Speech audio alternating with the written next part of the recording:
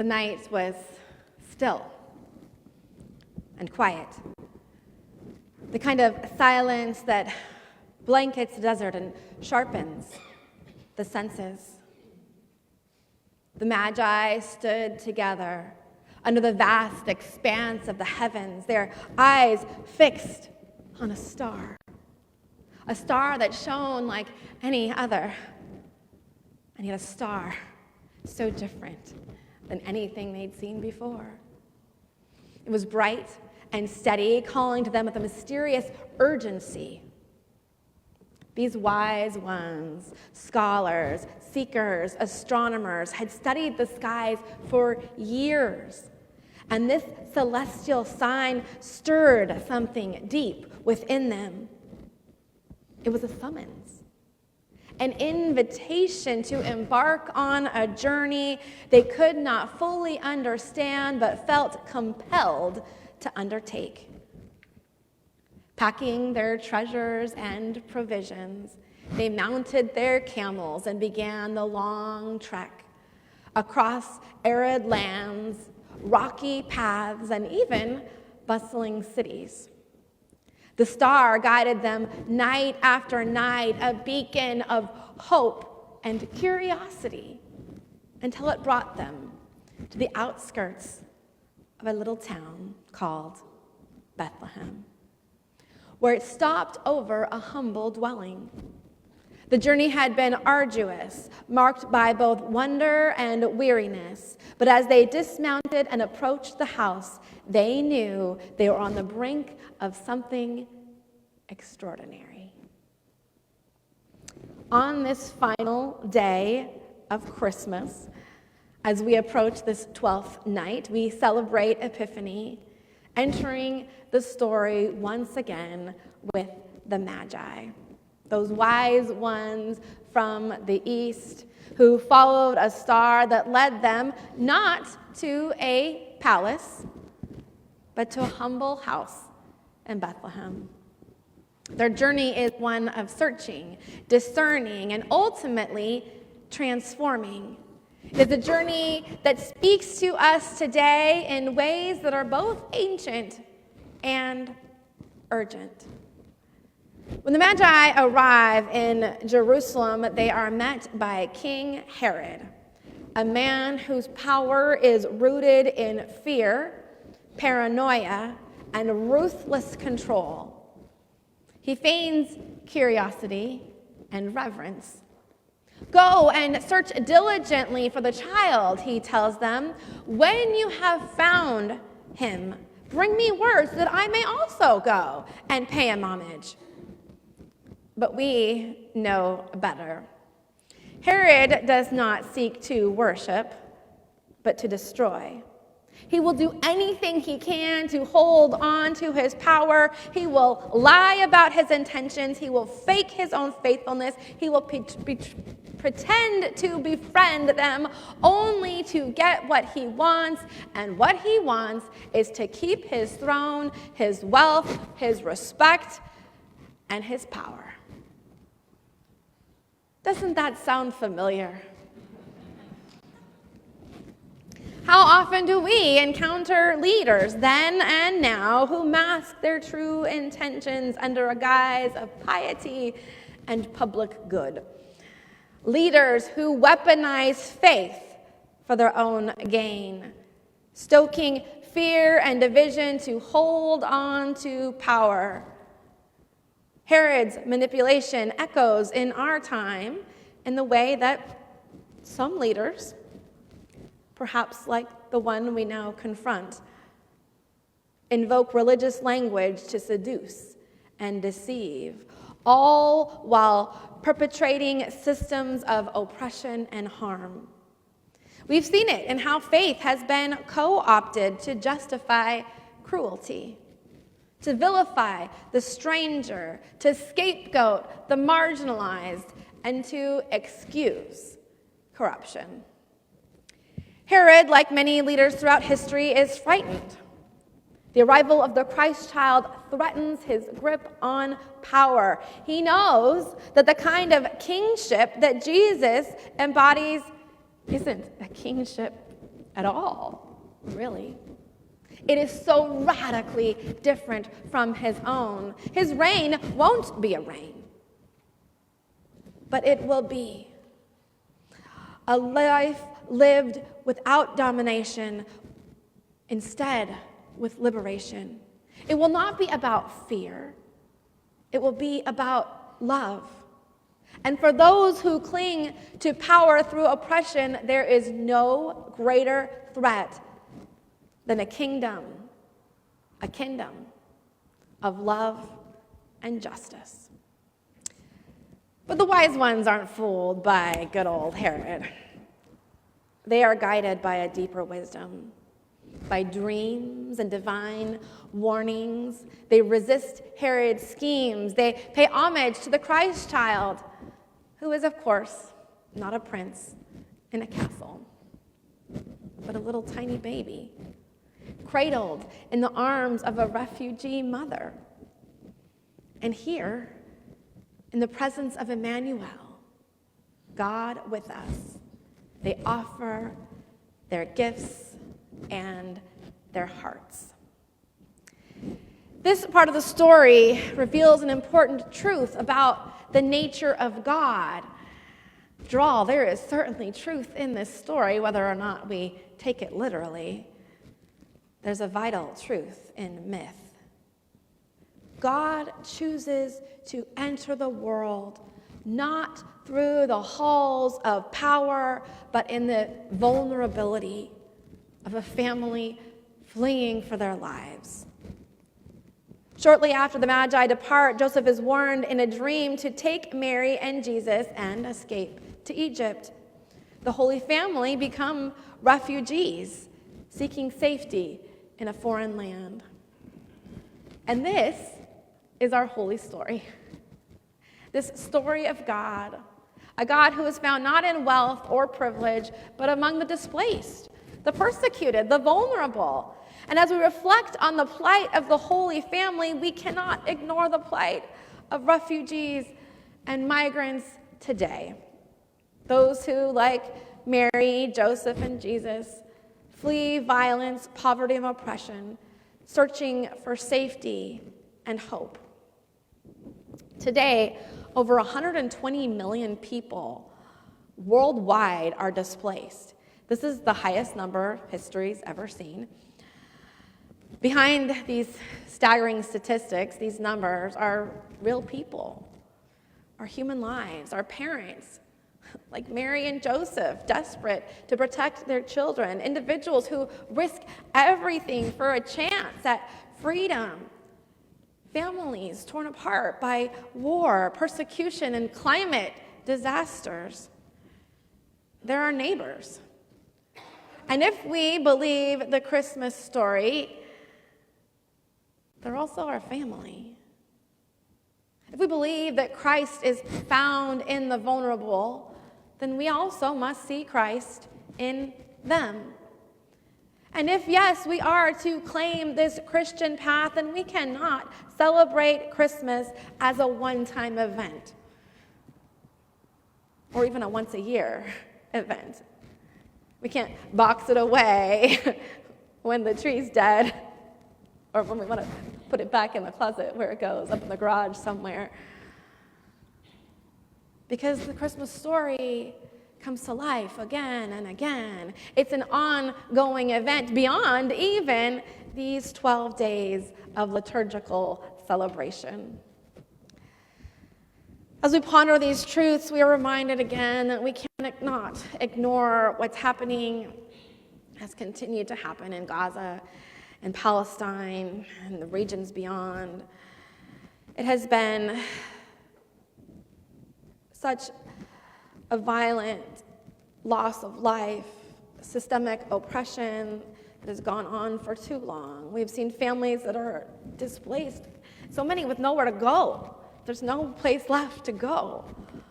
Well, homes are destroyed and lives are lost. And as we've been reminded during this Christmas season, the cries of children echo through the rubble, and the hopes of generations seem buried beneath the weight of war and occupation. So how can we not see the Holy Family in their suffering? How can we not hear the voice of Jesus in their cries for justice, for peace?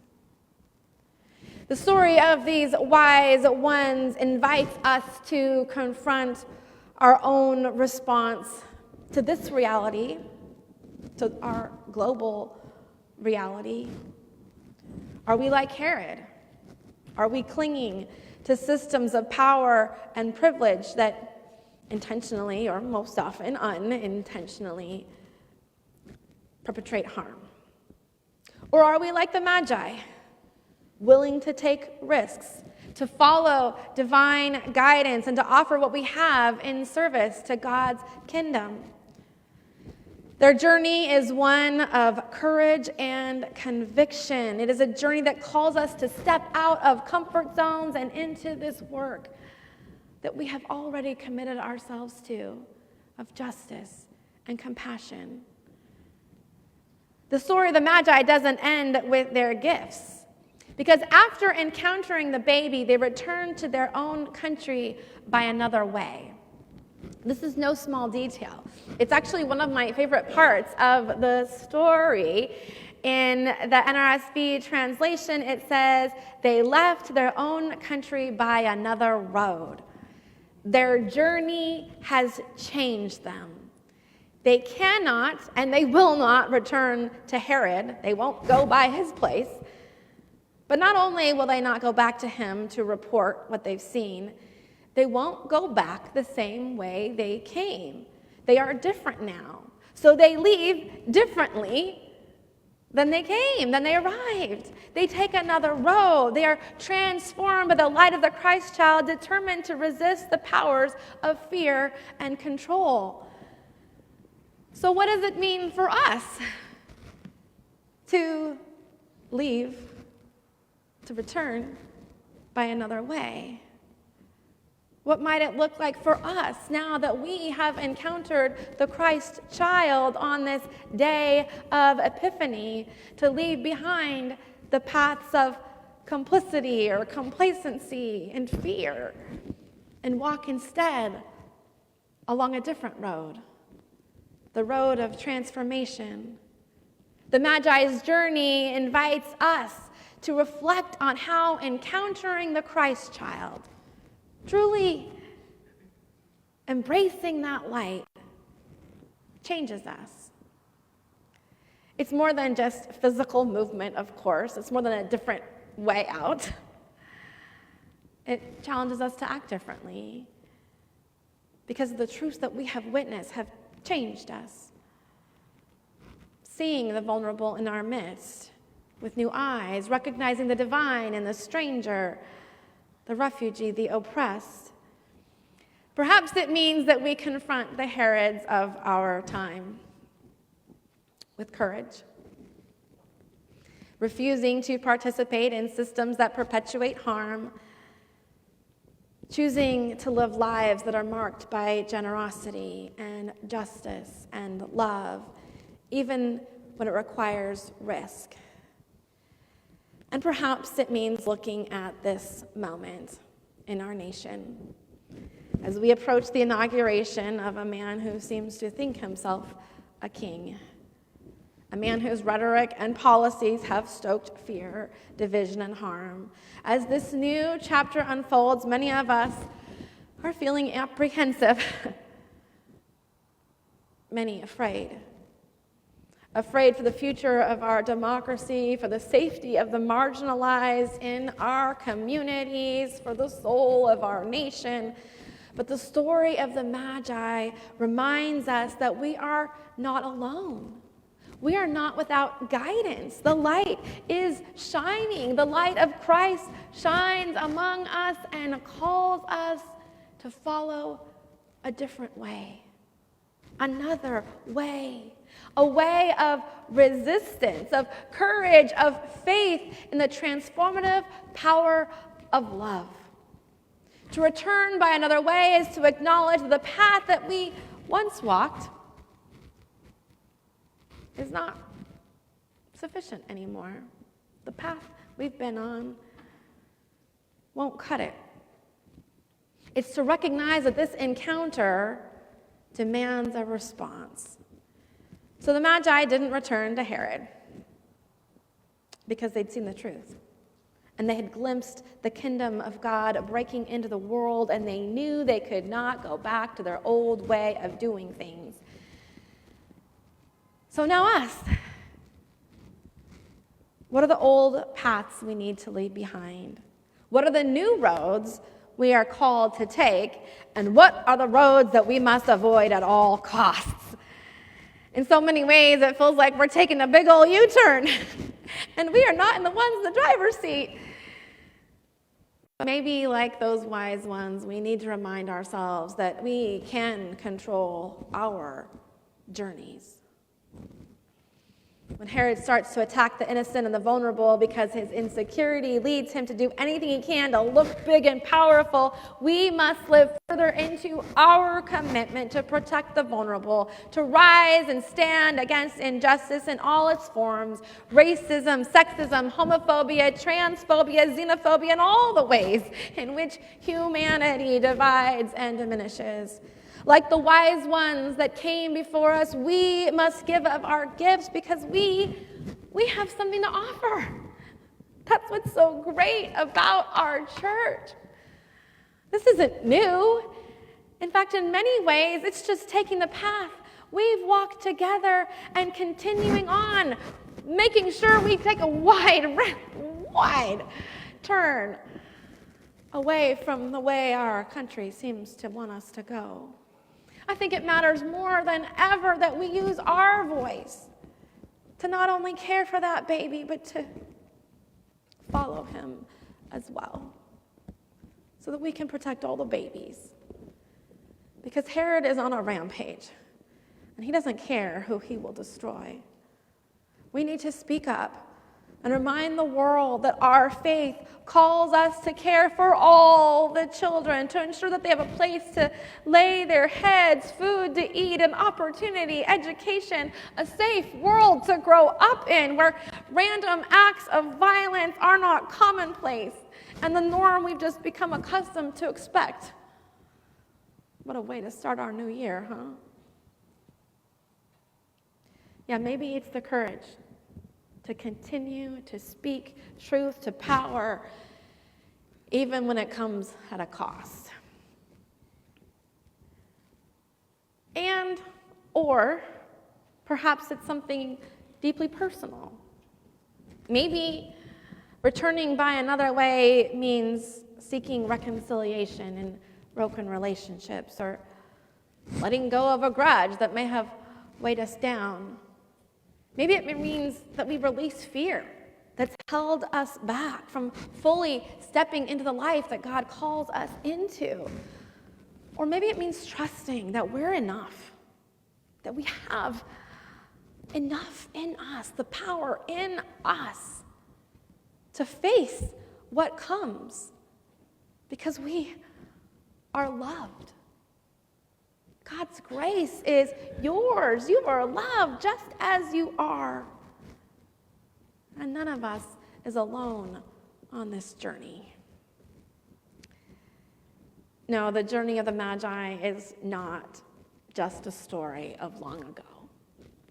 It is our story.